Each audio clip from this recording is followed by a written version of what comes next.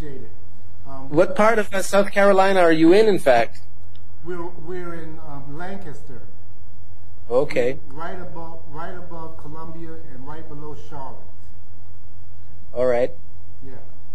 Not quite on the coast in the middle. I was in Charlotte 10 years ago. Oh, excellent. So you know all about this area. Well, a little bit. Uh-huh. It hasn't changed much. Uh-huh. I know, that's its tendency, right? Uh-huh. Let me let's go ahead. Do you have the award copy? Yep. Okay. Before you show that, that's excellent. Let's start off by just doing the first question, and actually I'm going to acknowledge that we've given you the award, and then you can show it. Okay. And then we'll go and do the rest of the questions. Did you get the other questions that Omile sent you? Yep, I just got them. But Okay. you know, if you want to repeat them, then we can just do it orally like that. That sounds good. Okay, so no, we'll go ahead and start. And what we'll do in the event is we'll just start from here, and basically show a snippet. As we have like a 10-minute segment, so Okay. if we go over, that's okay. All right, so Mr. Jeremy Narby, we at Humanity4Water are pleased to offer you the Commitment to Action Award this year. So how do you feel about, we appreciate you accepting it, and want to know, how do you feel about receiving this award? Well, thank you. Obviously, it would be ungrateful to say that I don't appreciate it, but I'll tell you what, first of all, this is the first time anybody has ever given me an award.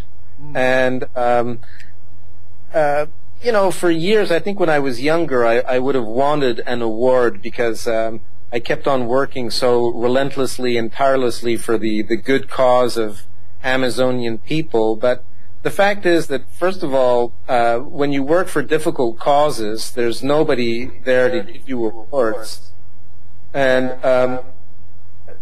wait, sorry, there's feedback. I'm hearing my own voice. Is that, yeah, that's better.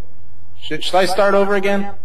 Actually, we should start over again, because the last time I did this, the Skype didn't capture the video.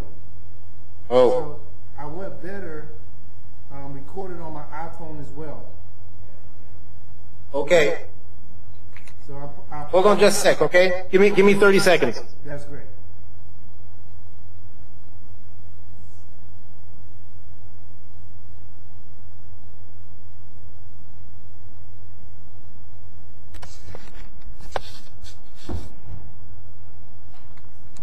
Okay. All right. Here we go. Oh, don't want to put the camera right in my face. Let's see here.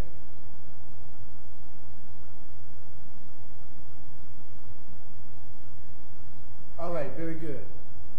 So, Mr. Jeremy Narby, we at Humanity4Water are pleased to offer you the Commitment to Action Award, and thank you for accepting it. So we wanted to know, how do you feel about receiving this award, and can you show the award to confirm that you received it? Yes, indeed. Here it is. Back away from the screen a little bit. There you go, perfect. Awesome. There we go. High tech, great. All right. How do you feel about And this is the first reward I've ever received. Thank you very much. And for years, working as an activist in favor of indigenous people in the Amazon, I would see other people getting other awards, and I guess I kind of felt deep down that, hey, maybe I'd like to get that kind of recognition. But the fact is that the years went by, and they never came.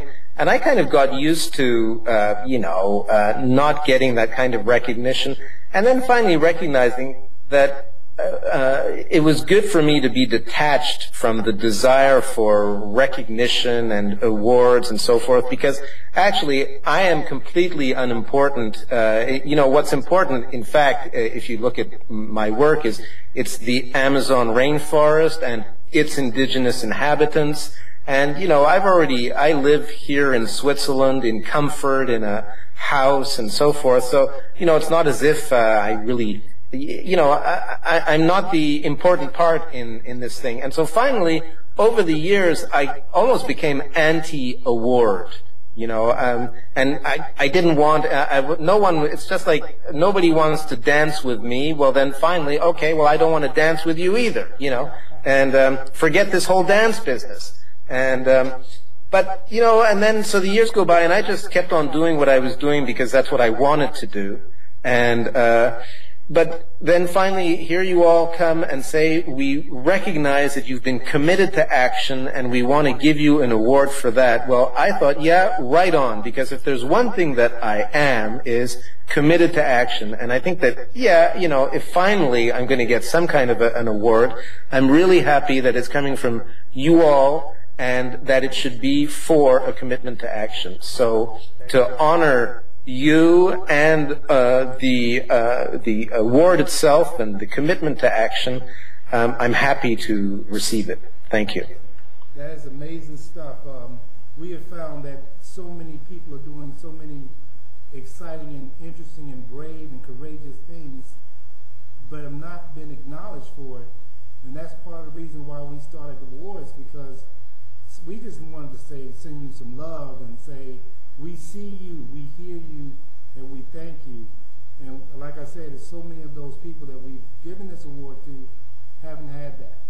So we completely understand your struggle and are glad to be able to do our little bit to acknowledge it. So what kind of work are you doing in the rainforest and specific to help the people?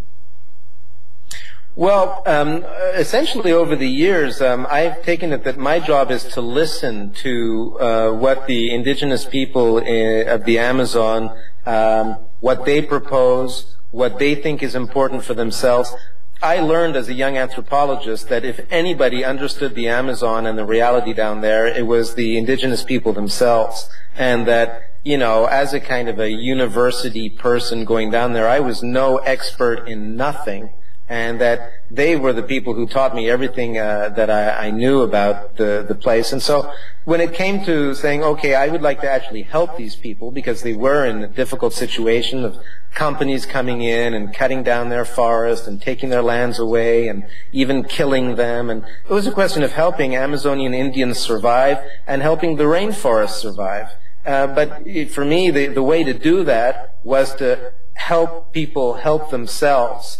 And the first thing to do with Amazonian Indians was to listen to them. Well, these are people who have a completely different way of understanding reality than, let's just say, most Western people. They think that plants and animals are intelligent beings like humans and that you can speak to them in visions that are produced by psychoactive plants.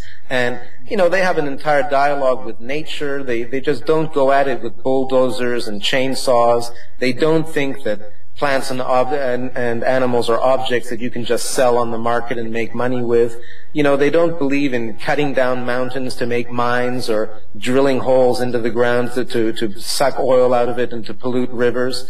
But that is actually what's happening in their part of the world, is that there's all these international companies going in and poisoning rivers with mercury because they're getting out gold or oil from petroleum production or mining or logging or overfishing. In fact, the industrial world is going into places like the Amazonian rainforest, but many other, the Arctic and deserts, and they're going wherever there are natural resources, going in there and sucking out those resources to feed the industrial world. And because these places are out of the way, it gets no media attention whatsoever, and they just destroy entire regions and make people poorer, in fact, and destroy their cultures. So the work that I've been doing is taking directions from Amazonian Indians and their organizations, and they say, well, we want our territories to be recognized, we want land rights, that we want our land to be demarcated and to get title to it. Then we want bilingual and intercultural education for our children, so they're not just educated in Spanish and in a foreign culture, but they're also educated in our indigenous tongue and in our systems of knowledge. We need health care in our villages. And meanwhile, their own knowledge has been degraded because all these outsiders have been coming in and telling them they knew nothing, that they were just a bunch of savages. Whereas, in fact, they know a lot of stuff. And so it was a question of recovering their knowledge with them and helping them figure out what they wanted to transmit to their children. So, but all of these are, none of them are my projects. They're all indigenous initiatives that don't cost very much. We're talking about $10,000 or $15,000 at a time, so that people in an area the size of South Carolina can get together and work on something. You know, so the point is to keep if you want to help people help themselves, you got to keep the amounts of money low. We're not trying to get millions of dollars. And just to give people the means so that they can do things on their own terms and set their own agendas and work on concrete aspects of their own lives in a way that makes their culture and society stronger and gives them the means to keep on patrolling their environment and protecting it. You know, because people don't want to see their rivers made dirty. They want to be able to fish in the river and wash in the river and drink the river. You know, and so actually working with local populations is a really good way of making sure that the environment stays clean. And so these are the kinds of small, regional, practical, concrete initiatives that I seek to back. And what it actually boils down to most of the time, I mean, if you could see all around me, I have all this kind of paper with numbers on it. I'm writing reports for foundations. You know, this is this particular, what I'm doing in my office today is sending in the annual report to a Swiss foundation that has been willing to back helping Ashaninka Indians in the Peruvian Amazon learn about silviculture, that's forestry, so as to reforest their homeland that was completely knocked down by drug traffickers, in fact. Over the last 20 years, their territory was invaded and deforested, and they put up coca plantations there. The Indians were driven out of their lands, and now that they've returned to their homeland is deforested. So these people certainly know the rainforest well, but they don't know how to reforest the rainforest. It's never been done before. So this is a kind of a new project where we're bringing together science and indigenous knowledge. The Indians know the rainforest, and scientists know a little bit about reforestation. So combining scientific knowledge of reforestation with the Ashaninka's knowledge about how to be in a rainforest, how to pay attention to the plants and work with them, we're actually helping train the indigenous people to reforest their own rainforest. And, you know, this means that once a year I've got to send accounts in to the Swiss Foundation to make sure that this work is going to keep on getting funded. So on an average day, I spend about 11 months a year in my office here doing paperwork like that, and 1 month a year going to the Peruvian Amazon and walking out into lost places like this and looking at the results, really. Wow. It's amazing to even hear that you are thinking that you can make a dent in reforestation of the Amazon, because when I think Amazon, I think of the vast culture and the vast biosystem that if you completely clear it, old trees, you know, are gone, and the animals and the plants and the insects are all gone. And just planting trees, from a scientific standpoint, it seems like it can't happen. It'll never be the same again. It won't even be close. What are you finding about that? Well, in this particular case, because it's good to talk about specifics, the deforestation that occurred was to establish coca plantations. And so it was done in a kind of a patchwork way, that instead of just completely deforesting an entire area so that it became a kind of peeled savanna, in fact, it was kind of a patchwork of